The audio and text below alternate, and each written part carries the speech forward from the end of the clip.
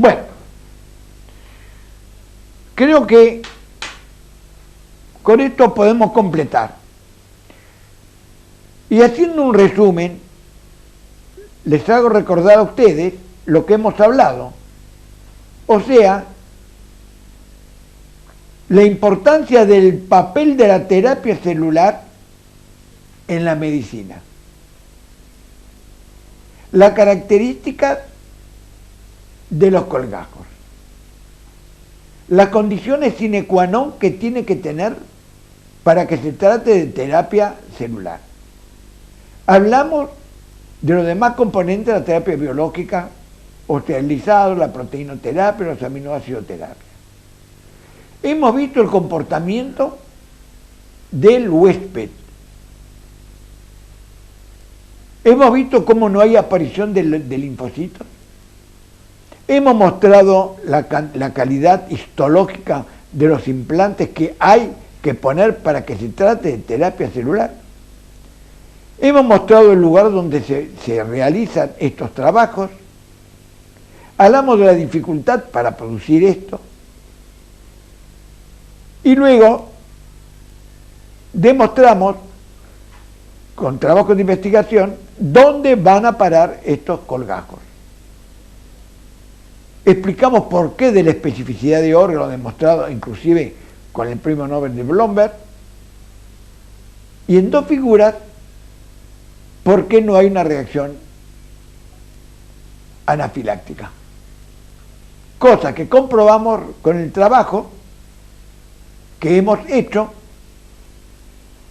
haciendo implantes masivos y reiterados con gran satisfacción de no encontrar ninguna anomalía luego de los implantes y sí un rejuvenecimiento, una revitalización de los individuos a quien se les ha hecho.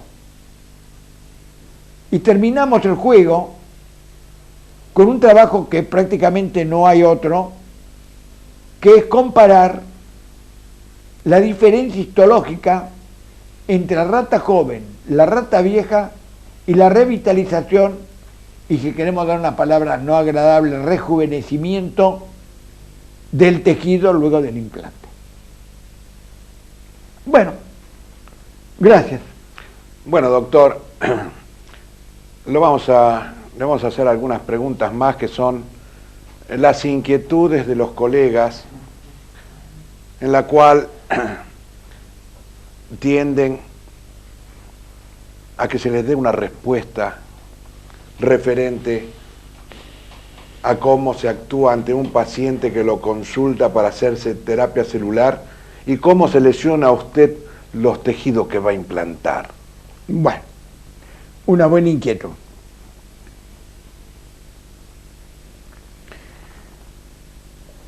A diferencia de los pacientes que van al consultorio habitualmente con alguna patología definida,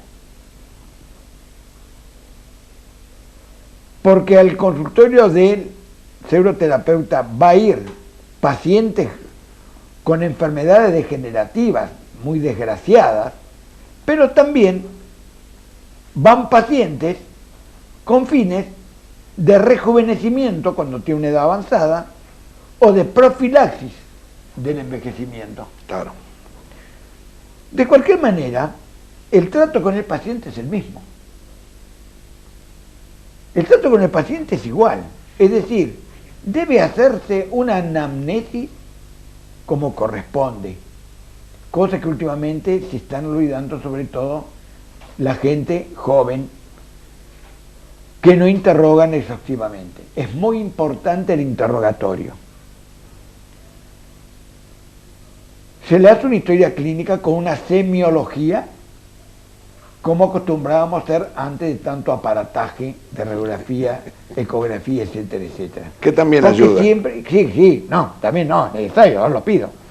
Pero el trato con el paciente es más directo. Yo te lo recomiendo porque el paciente viene a entregarse. Sobre todo que el paciente que viene a buscar algo más que no la solución de su problema, digamos, de síntomas de dolor. Se le hacen estudios como el que hemos hecho, que lo mostré antes, con los enfermos entre 46 años y 60 años, humorales y de acuerdo a la edad, hormonales. Hormonales también, claro. Si hubiera alguna reacción de tipo alérgica, llamémosle asma, si queremos poner, se le completa con una reacción inmunológica, sobre todo la inmunoglobulina E.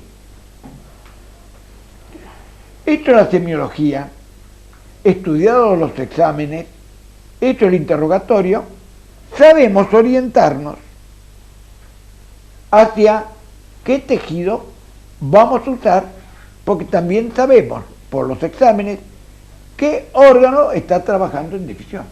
Claro, por supuesto. Y si nos valemos por lo que tanto he hablado, de que hay una especificidad de órgano, en el cual el órgano que pongo va a regenerar al órgano que corresponde, y ese órgano que corresponde al trabajar normalmente va a mejorar todos aquellos órganos que dependen de él, tenemos una mejoría general. General, claro. Entonces tenemos a un paciente que no solamente se va a mejorar de su dolor de artrosis, que no solamente va a mejorar de su problema neurológico, sino que va a mejorar en su integridad. ¿Por qué? Porque la terapia celular no se hace para el síntoma, se hace ad integrum. Es una medicina holística, no filosóficamente hablando, porque puede tener discusiones, pero sí orgánicamente. Orgánicamente, claro, perfecto. Creo que está completo. Está muy bien su respuesta. Una vez que se seleccionan los tejidos. Los tejidos, claro, por supuesto. Ahora, hay otras preguntas que, por más que sean sencillas, yo pienso que usted puede darnos una respuesta demasiado importante. ¿Cómo se efectúa el implante? ¿Cuál es la dosificación habitual y cada cuánto tiempo usted la da? Bueno.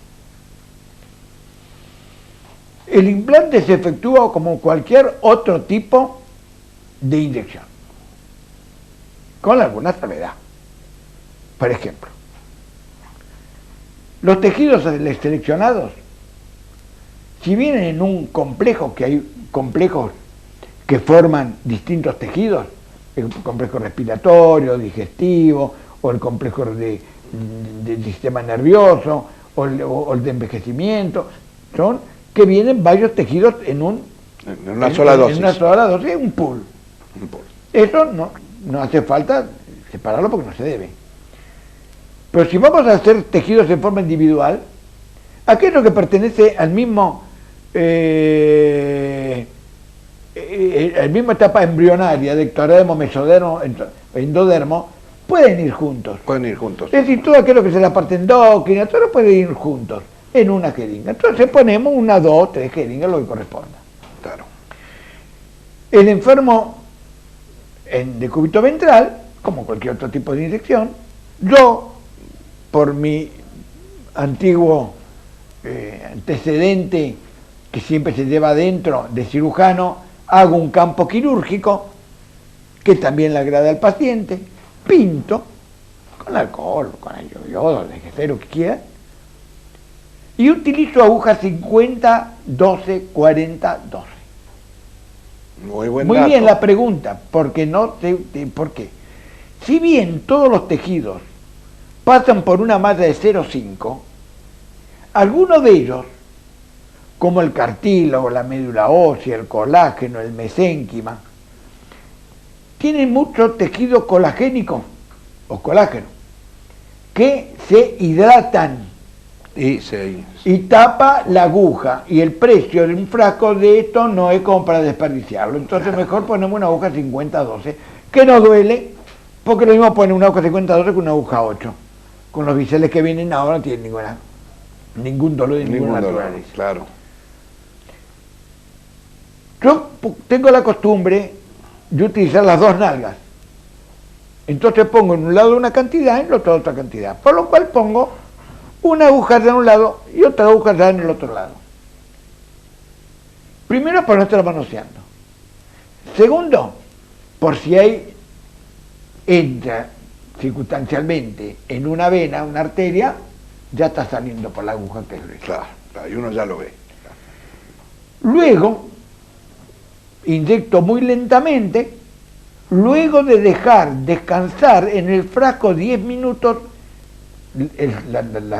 no digamos la solución, sí el rehidratante. El tejido suspendido en el rehidratante. Ahora que digo rehidratante, está bien, hidratante, pero puede utilizarse también, como yo hago en oportunidades, los mismos lisados. Claro. Que ya está ayudando al individuo a integrarlo, digamos, en la terapéutica. Da un aporte extra, ¿verdad? Cuando se va por inyección, cuidado, ojo, lo único que pido, chupen. Como cualquier inyección. Como cualquier inyección. Pero acá con más razón.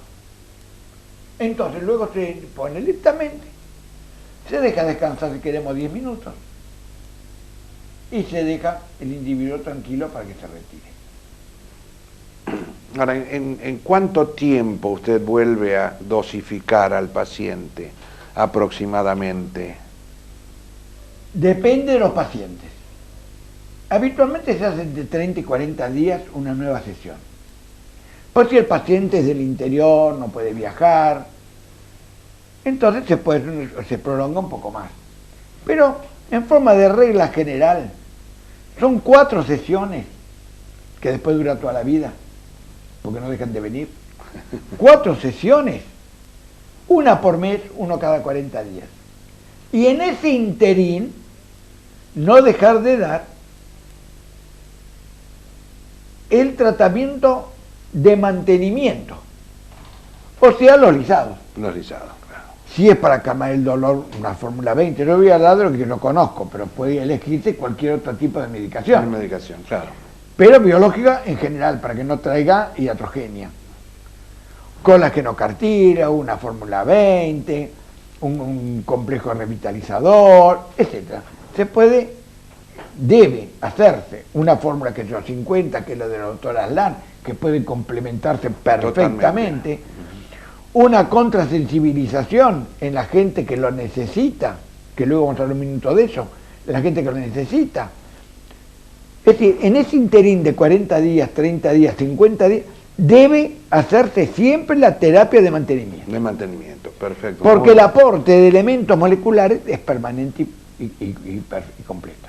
Perfectamente su respuesta. Dígame, doctor, ¿a qué edad es recomendable utilizar la terapia celular?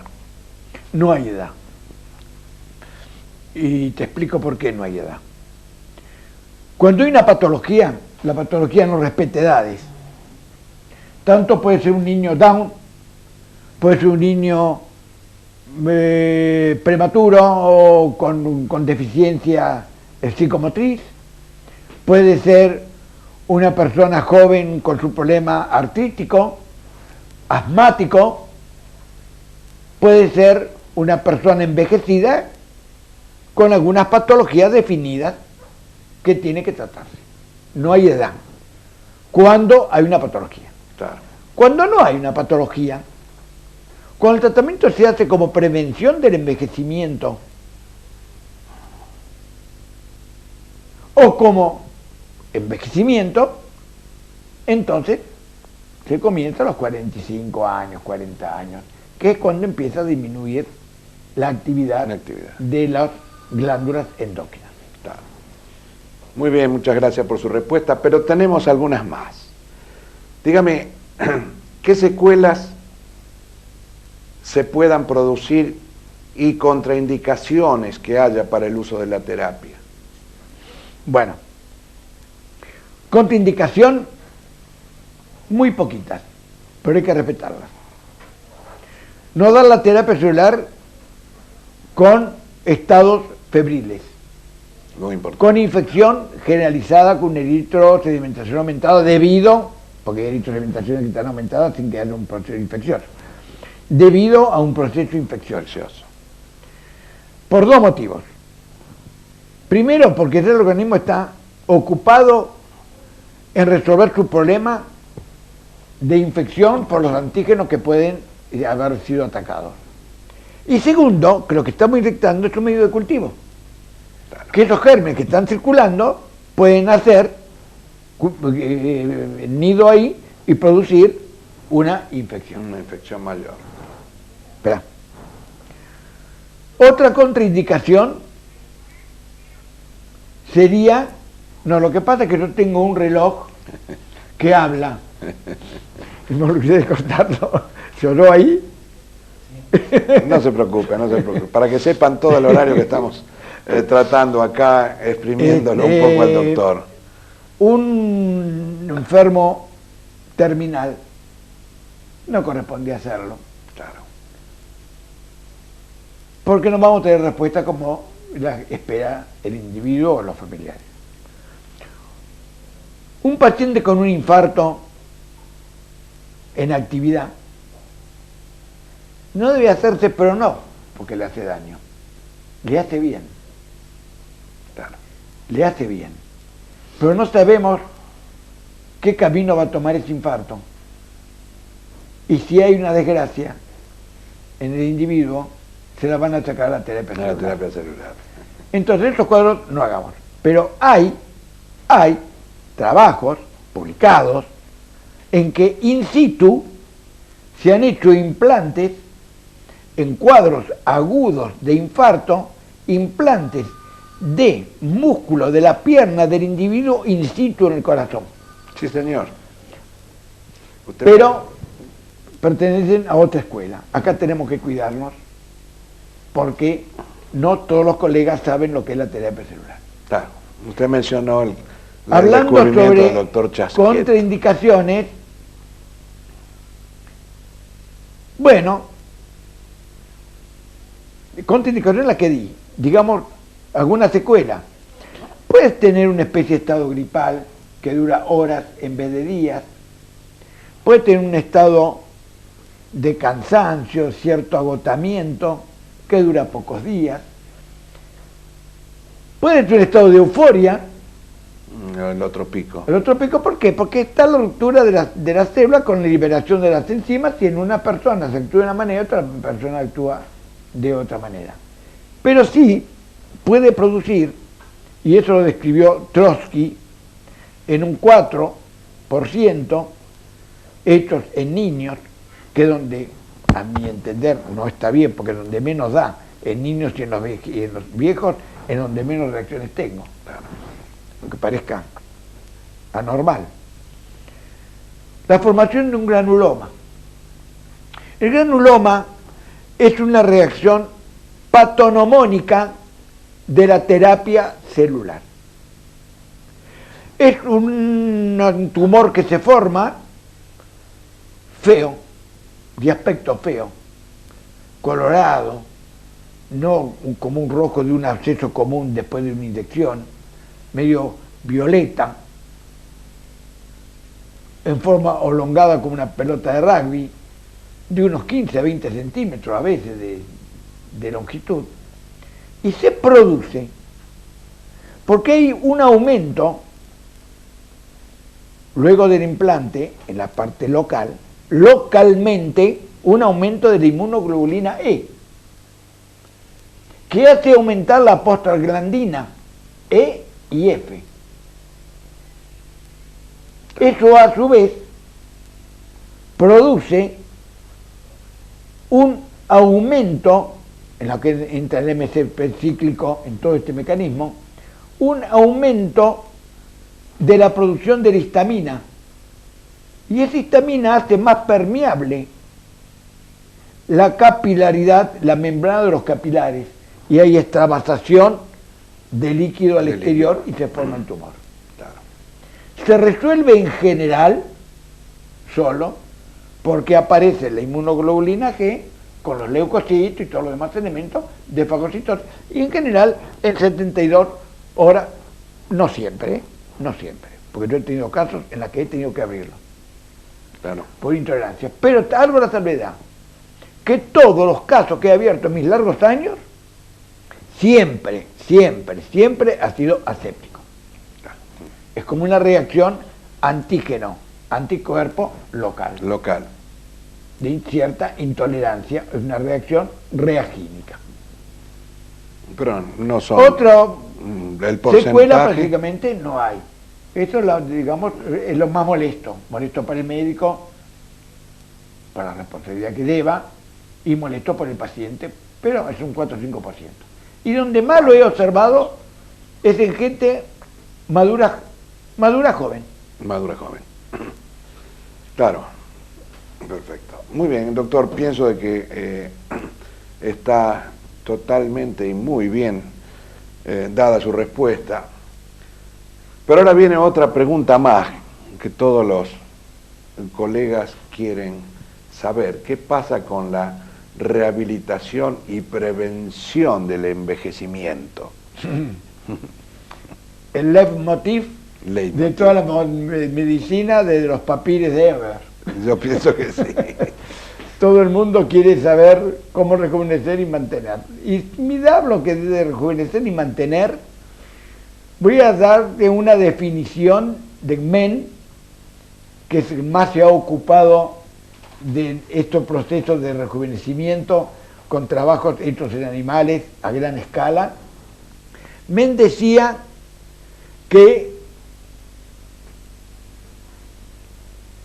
el rejuvenecimiento es la reactivación prolongada, no porque tomes una pastilla, una reactivación prolongada de los procesos vitales del organismo que corresponden a una edad cronológica menor a la biológica. Muy bien, muy buena definición. ¿Te gustó? Muy buena. ¿Qué pasa con el rejuvenecimiento? ¿Cuándo empieza uno a envejecer? Hay dos motivos. Hay problemas de enfermedad, hay problemas de mala formación de las proteínas, que es la teoría de Curtis, que es una mala formación de la proteína que debe reemplazar la vieja y usada, como se hace normalmente y permanentemente en el organismo. En el organismo, claro. Dejando de lado esas, digamos, esos errores o patologías, el rejuvenecimiento fisiológico corresponde cuando entra a disminuir las funciones endócrinas. O sea, y es lo que tenemos que dar, que ahí viene la pregunta, hipófisis, hipotálamo, tiroides, suprarrenal, ovario u testículo, como lo que le dimos en el trabajo de la gente de 80 años. De 80 años, exacto. Que por algo lo dimos. Entonces, no olvidar de ninguna manera que uno de los órganos que llaman de la juventud es el timo, y enseguida explico. El hígado es fundamental por el metabolismo que ocupa. Entonces, todo el árbol endocrino, agregándole el tejido mesenquimático en forma reiterada, porque el tejido mesenquimático es un tejido embrionario, no tiene gran especificidad de órgano, no entraría en cierto modo dentro de la terapia celular, que lo define la terapia celular como especificidad de órgano, sino que son células de las que se están hablando ahora, en cierto modo, células madres, que van a regenerar cualquier tipo de tejido. Cualquier tipo de tejido va a regenerar. Entonces, el árbol endocrino, hígado, tejido mesenquimático y timo. ¿Por qué? Porque está normalmente y fisiológicamente demostrado el envejecimiento inmunológico, donde se forman anticuerpos antiórganos que aumentan la degradación del mismo órgano. Eso, ya que me lo preguntas, es una teoría que yo tenía, qué sé yo, me parece que antes, o cuando comencé esto junto con Santiago, lo discutí muchas veces. Yo digo que el organismo, con la edad, prepara anticuerpos antiórganos. Y luego lo encontré en el libro de Gass, en la que no solamente lo describe, sino que da la estadística de distintas zonas. Qué bueno. Lo que nadie ha descubierto, y algún día, si Dios me ayuda, lo voy a hacer, es disminuir la cantidad de anticuerpos antiórganos con la terapia celular. Con la terapia celular, sería fantástico. Por eso el timo, por eso el hígado, por eso la médula ósea que tienen oportunidades. Bueno, muchas gracias por eso, o sea, rehabilitación y prevención del envejecimiento creo que fue demasiado explícito. Pero tenemos algunas cositas más, doctor. ¿Cómo se trata a los enfermos diabéticos? ¿Y cómo se trata a las enfermedades del sistema nervioso central? Bueno. Vamos a hacer dos en una. No. Disculpame, pero Bueno, no puedo. Bueno, adelante entonces. No puedo porque son tan dispares, están distintas las etiologías, están distintas. Yo diría que la diabetes La diabetes. es la filosofía de la terapia celular. ¿Por qué? Porque la diabetes no es exclusivamente bajar la cantidad de glucosa circulante en la sangre, que se hace con medicaciones habituales. Estoy hablando de la diabetes sacarina, sino de la secuela que trae la diabetes. Es decir, lo que ataca la diabetes son los capilares, fundamentalmente. Y tenemos trastornos oculares, tenemos trastornos renales, tenemos trastornos en las extremidades fundamentalmente, con producción de úlceras, con producción de gangrena. ¿Por qué? Porque hay una obstrucción, hay una atrofia de los capilares arteriales. Entonces, ¿qué tenemos que tratar en la diabetes? También baja la glucemia, lógico, pero prevenir, y esto digo la filosofía, porque el paciente no lo va a saber. Él no va a saber, el paciente, que él va a tener un problema de la vista que tú ya no lo tuvo, y si lo tiene le iba a recrudecer. Entonces tenemos que darle ojos, y tenemos que darle arteria y vena, y tenemos que darle páncreas como corresponde, yo lo descarto. Claro. Pero fundamentalmente lo que tenemos que darle es, aparte de toda la parte circulatoria, hígado. Porque la glucosa circulante no es la que nosotros ingerimos, sino es la que transforma de glucógeno hepático en glucosa circulante, el hígado. El hígado, exacto. Y el que hace la glucosa circulante de los alimentos, lo transforma en glucógeno. Es ahí donde interviene la insulina, que es un motivo fundamental, que también es genético. Hay una disminución en la producción de la insulina o un aumento en la necesidad de insulina por las ingestas en la gente gorda, obesa, etcétera, etcétera.